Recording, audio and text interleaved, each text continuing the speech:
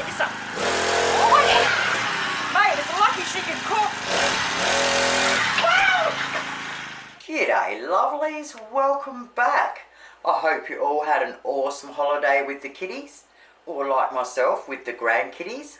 I gotta say though, I do appreciate school being back. So today, to get back into it, I thought I might do some chocolate crinkle biscuits for the kids' lunch boxes. I'll write the recipe below as always. We're going to need cocoa powder, caster sugar, vegetable oil, 2 large eggs, plain flour, baking powder and icing sugar. First thing we want to do is get a small bowl and we want to put in 1.5 cups of plain flour, add 1.5 teaspoons of baking powder, and then we want to mix them through and set it aside. Now in a medium bowl we want 1/2 cup of cocoa powder, 3/4 cup of caster sugar. Now we need 3 tablespoons of vegetable oil. I've got olive oil and I'm pretty sure I don't have 3 tablespoons. So I've only got 2 tablespoons, so I'm going to put a tablespoon of margarine in there as well and hope that works. Now we need to mix that through well. So to mix it, I mean push down on the back of the spoon.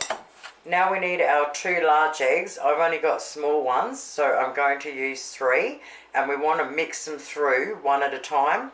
Once we've done that, our mix will look like a so. Now we want to add our flour and mix that in. Alright, so now we want to bang it in the fridge exactly like that for ½ hour to an hour until it's hard enough that we can roll them into balls. Once it's hard enough, we want to preheat our ovens at 190 degrees Celsius. We want at least 1 baking tray with baking paper. Once they're all ready, we want roughly 1/2 cup of icing sugar in a wide bowl. Alrighty, it's been ½ an hour, everything's ready to go, so let's see how we go. Okay, we need heaped teaspoons. Roll into a ball. Roll into the icing sugar. And onto the tray. And repeat. Alright, I definitely could have used a bit longer in the fridge, but I'm trying to get one batch out before the kids get home from school. Once our oven is up to temperature, we want to bang them in there. Oh mate, it smells good up in here. 10 minutes later in my plain electric oven. Oh yeah, baby.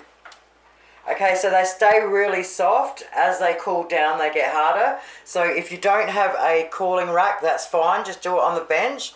Just grab your tray and slide them off. And in goes your next batch. Well, there you have it, lovelies. How easy were they to make? Great to whip up for the lunch boxes. Absolutely Moreish. I just got the photo taken and the kids rocked up home, so I didn't get a chance to crack one open for you. They're soft and chewy on the inside, a little bit crunchy on the outside, and you just can't stop at one. You can store them in a tin and they'll last up to 4 days. Thank you so much for watching. Have yourselves an awesome night, and I'll see you soon. Toodles.